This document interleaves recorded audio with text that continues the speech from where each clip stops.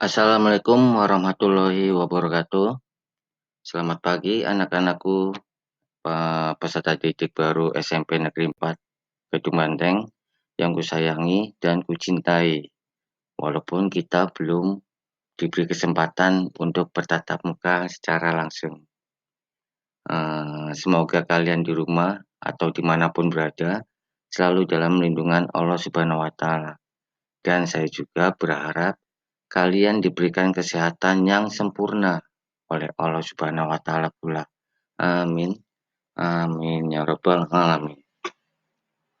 Baik, sebelum memulai kegiatan kali ini, baiknya kita berdoa terlebih dahulu agar kegiatan kita berjalan dengan lancar dan pastinya diberkahi oleh Allah Subhanahu wa Ta'ala. Berdoa dimulai.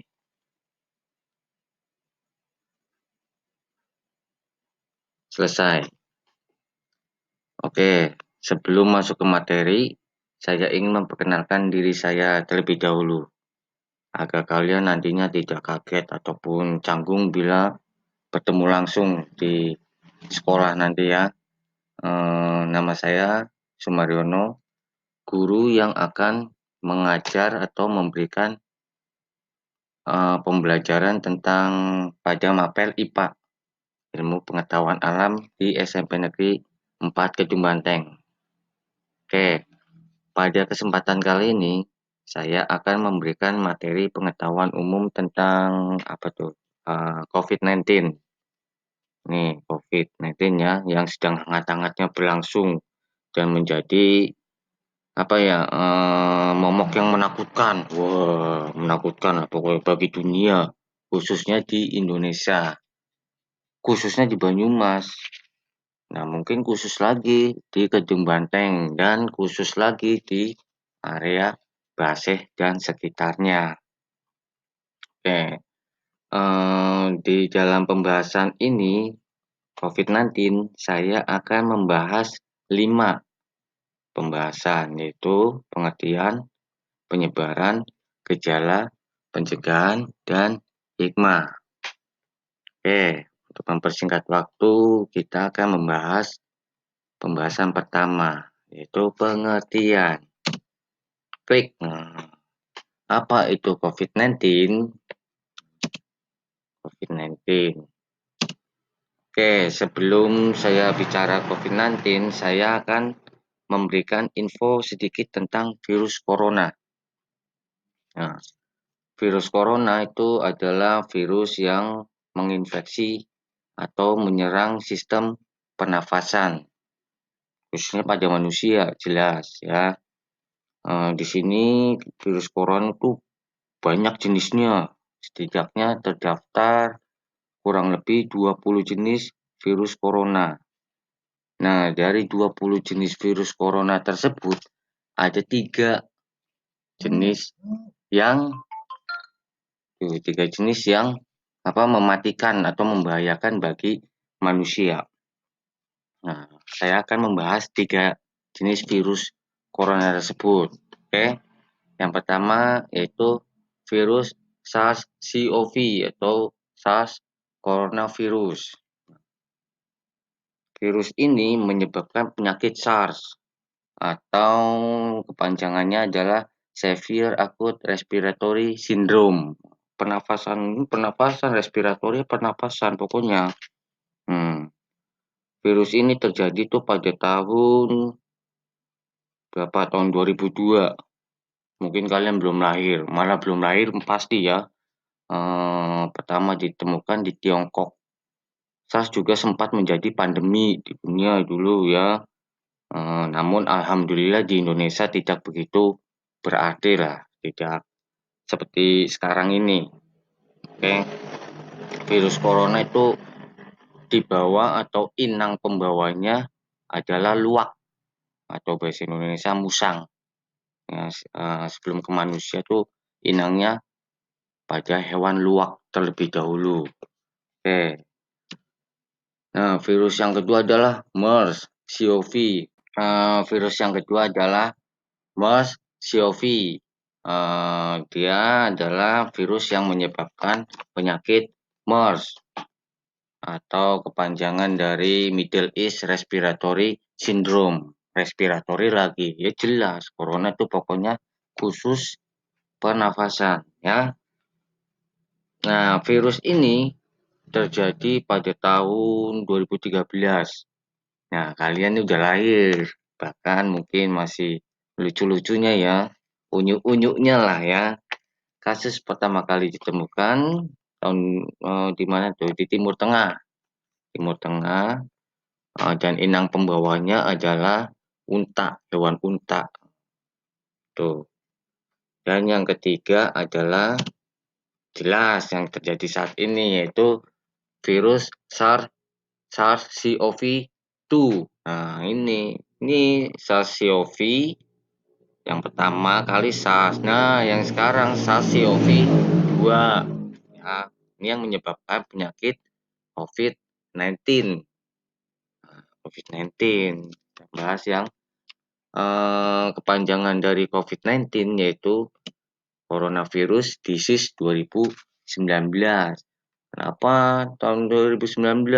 Nah, di sini pertama kali ditemukan di kota Wuhan, Tiongkok, Cina juga nih, ya kan? Seperti SARS-CoV itu yang pertama. Awalnya sih sebetulnya bulan Oktober. Pas booming-boomingnya dunia tahu bulan Desember 2019.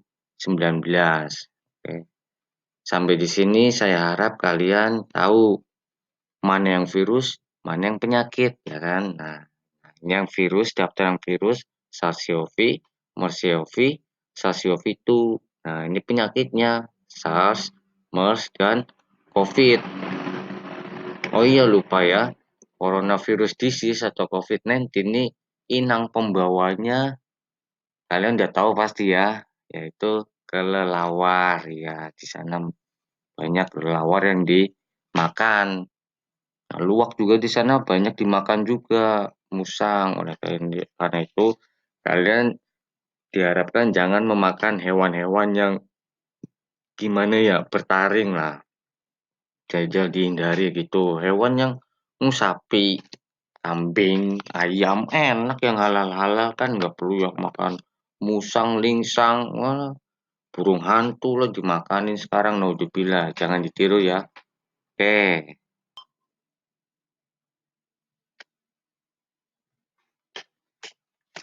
oke, pembahasan sekarang masuk ke pembahasan penyebaran. Nah, untuk menghemat waktu atau menghemat pembahasan, mending kalian ngeliat videonya. Ini kan gambar virus corona nih seperti ini nih. Kalau di pembesaran berapa kali lipat lewat apa mikroskop elektron. Saya klik di sini. Kalian simak baik-baik penyebaran atau penularan virus penyakit COVID ya, 19. Oke, baiklah, saya putar. Oh, disuruh oke lagi ya. Oke. Lalu,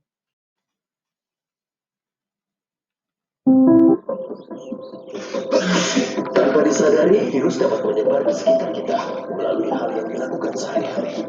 Virus tersebut dapat menular secara rantai, mulai dari satu orang ke orang yang lain, lalu ke orang lainnya lagi, hingga dapat menular ke banyak orang. nih, virus di sini yang gambarnya hijau. Nah, ya.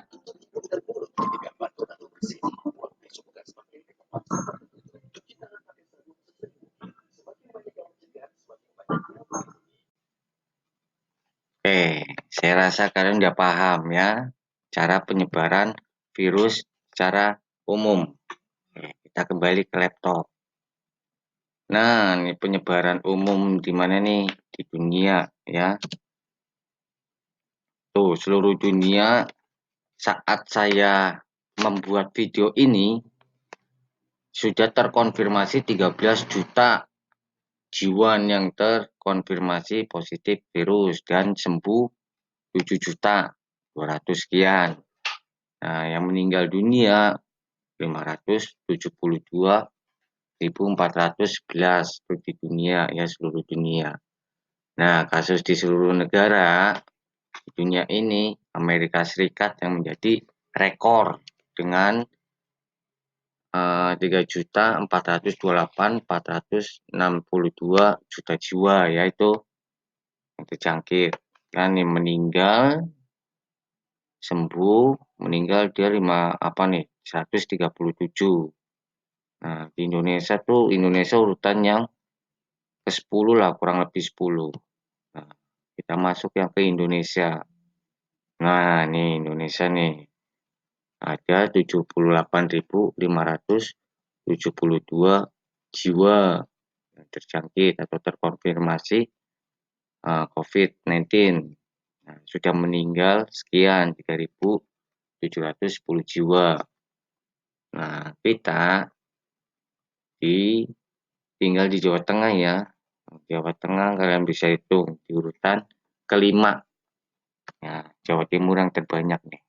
Terus Jakarta daerah khusus ibu kota ya sama. Nah ini meninggal di Jawa Tengah sudah 240 jiwa.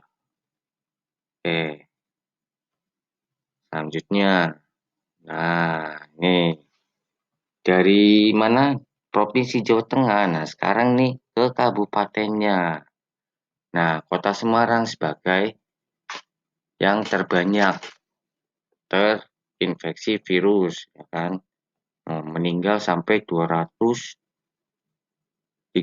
jiwa ini. Tuh, ya kan? Tuh, kalian lihat sendiri.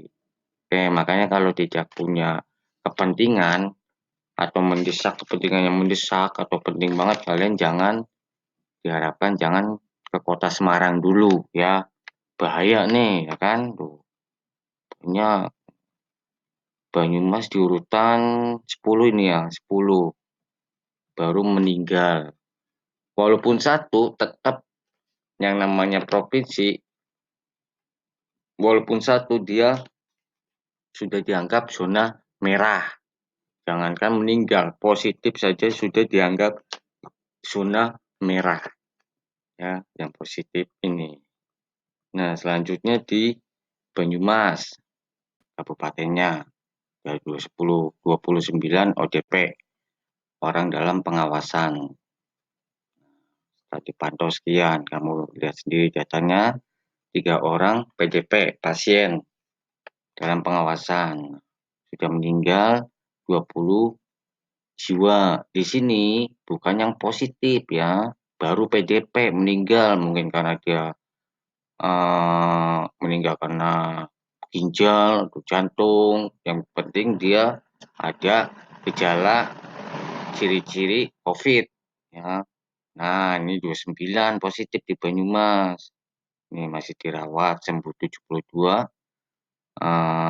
Positif meninggal, ini yang meninggal baru, jangan baru ya, sudah 4. Ini ya. Semoga yang meninggal ini dihitung mati syahid karena wabah. Oke, amin.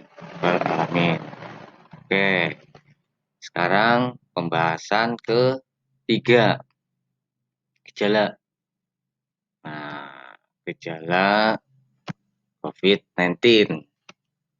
Nih, pertama gejala yang paling umum yaitu demam, batuk kering dan sesak nafas. Ini umum demam.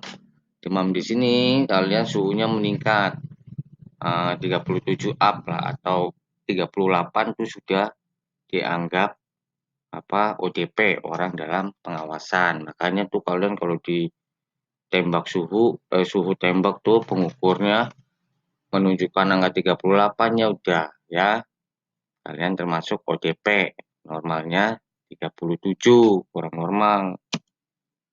Nah, yang kedua, gejala yang sedikit tidak umum nih. Rasa tidak nyaman, nyeri tenggorokan, diare, konjungtivitis, atau ini mata merah, sakit kepala, hilangnya indera perasa atau penciuman, ruam panca kulit. Perubahan di sini ya.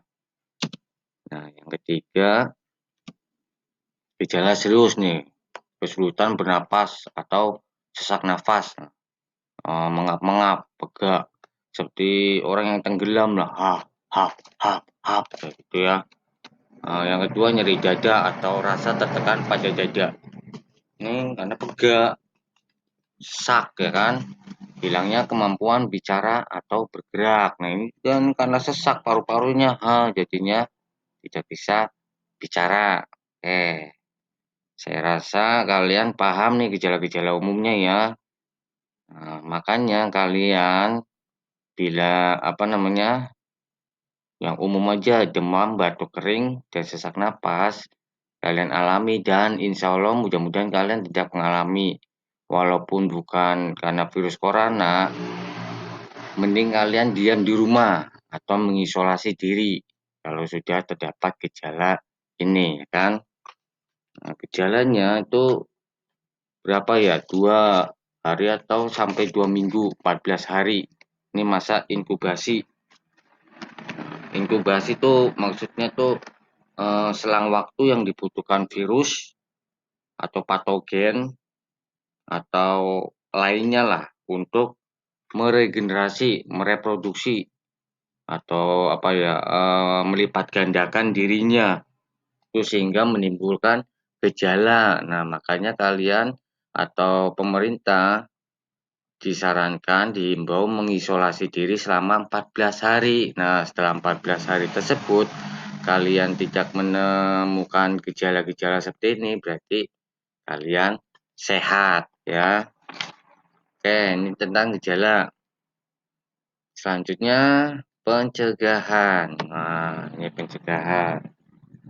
Pencegahan virus COVID-2 ya. Yang pertama physical distancing. Ya.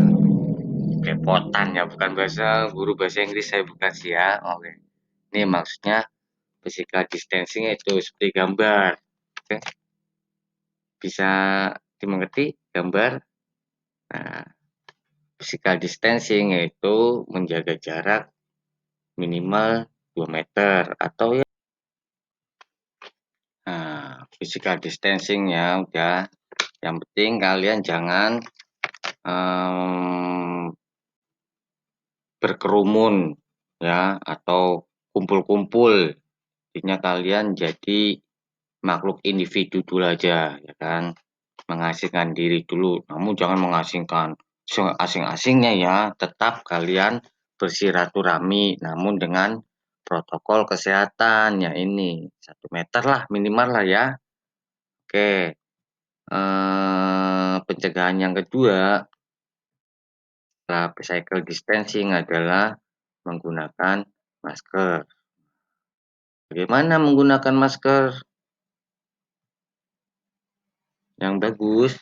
Ya pokoknya saya ini ya, saya beri nah ini penggunaan masker yang bagus seperti ini ya, yang benar maksudnya, maaf, dari pangkal apa nih, pangkal hidung nih, batang hidung bukan pangkal, batang hidung, nih tengah-tengah ya, sampai bawah dagu. Percuma kalian maskeran kalau lubang hidungnya terlihat atau dagunya terlihat ya percuma ya. Ini berlaku baik wanita maupun pria ya. Dari batang hidung sampai bawah dagu itu maskeran yang bagus. Oke. Yang ketiga tadi yaitu apa nih? Mencuci tangan. Oke, mencuci tangan seperti ini. Oh, kalian sering lihat, pasti saya yakin sering lihat di puskesmas, jelas ya nih itu cuci tangan yang benar yaitu basuh tangan, bla bla bla bla, gosok punggung, gosok bagian kuku, bilas dengan air bersih dan keringkan dengan tisu atau minimal diangin-anginkan ya. Ini saran dari Kemenkes RI yaitu apa cuci tangan yang benar ya.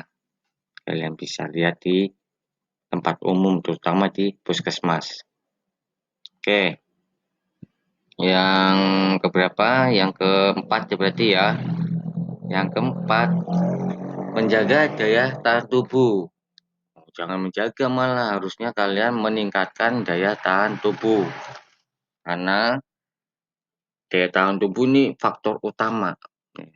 faktor utama dalam melawan bukan COVID saja, melawan virus dengan cara kamu makan sayuran, buah-buahan, serat-serat tinggi lah, yang terutama vitamin C. Virus sebetulnya bisa kita lawan secara alami, ya ini dengan daya tahan tubuh. Seperti kamu flu kamu jangan obatin, kamu jangan minum flu ya, apa obat flu. Ini buat pengetahuan ya, kalau kalian nggak tahan, daya tahan tubuhnya jangan dilakukan. Kalau kalian terserang flu, diemin aja. Memang nggak nyaman flu, ya gitu kan.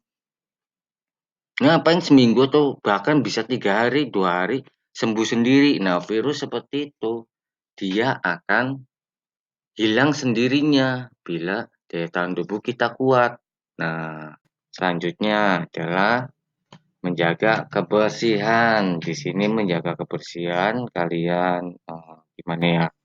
Membersihkan barang-barang di rumah yang sering kalian pegang ya atau kalian kontak gitu langsung seperti gelas, meja, sapu kalian bersihkan dengan kalau bisa semprot dengan disinfektan.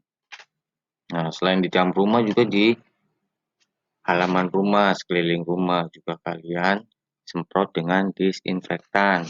Disinfektan yang baik adalah yang mengandung alkohol 60%. Itu bisa mematikan. Nah, untuk cuci tangan tadi, tambahan kalian yang paling efisien adalah menggunakan sabun tangan. Selain hemat, dia lebih efisien daripada alkohol ataupun hand sanitizer. Karena cuci tangan tidak menyebabkan korosif atau kerusakan pada jaringan kulit kalian dibanding dengan alkohol maupun hand sanitizer bila keseringan ya. Oke, kembali lagi ke mana? Sekarang ke pencegahan. Tadi pencegahan udah ya. Sekarang hikmah yang terakhir. Oke, hikmah. Hikmah dari COVID ini yang jelas kita ambil banyak sebetulnya, cuma saya hanya mengambil beberapa. Yang jelas kurangnya emisi karbon di dunia ini. Emisi karbon tuh maksudnya pembakaran yang menghasilkan CO2 atau karbon dioksida. Nah, kenapa berkurang emisi karbon? Karena untuk mengurangi penularan virus, penduduk mengurangi mobilitasnya atau kegiatannya, seperti pabrik tidak beroperasi, nah, pembakaran tidak terjadi. Orang yang biasa motoran mengeluarkan CO2 itu hasil pembakaran jadi berkurang sehingga bumi sehat dengan sendirinya ya. Tumbuhan fotosintesis menghasilkan oksigen lebih banyak daripada pengeluaran karbon. Oke. Hikmah yang kedua yaitu perilaku hidup sehat. Dengan adanya pandemi COVID ini, manusia sadar dirinya bahwa hidup sehat tuh sangat bermanfaat. Seperti yang biasanya masuk rumah tidak cuci tangan, jadi cuci tangan lagi. Yang tadinya jarang mandi, sekarang sering mandi, ya kan? Yang tadinya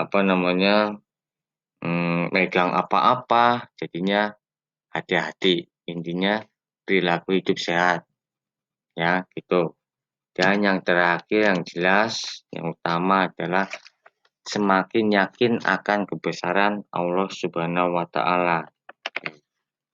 Nah, ini Allah itu Maha Kuasa, ya kan? Bagi kita yang merasa wah gitu karena pandemi ini, kita merasa tidak ada apa-apanya lah ya. Dikasih ya barang kecil banget nggak kelihatan, manusia udah ngerasa tanpa tak berdaya gitulah ya, pokoknya tak berdaya pokoknya melawan barang yang atau benda yang kecil banget gitu. Nah, dan inilah salah 3 dari hikmah yang dapat kita ambil dari pandemi COVID-19. Oke, mungkin hanya ini saja yang bisa saya sampaikan dalam materi apa nih, COVID-19. Oke, semoga kita selalu diberikan penjagaan, pelindungan oleh Allah Subhanahu wa Ta'ala, dan juga pastinya berharap kesehatan yang sempurna juga diberikan oleh Allah Subhanahu wa Ta'ala kepada kita. Amin. Amin ya rabbal alamin. Dan bila ada kata yang kurang berkenan ataupun salah dari saya mohon maaf yang sebesar-besarnya. Mungkin hanya itu aja. Akhirul salam. Wassalamualaikum warahmatullahi wabarakatuh.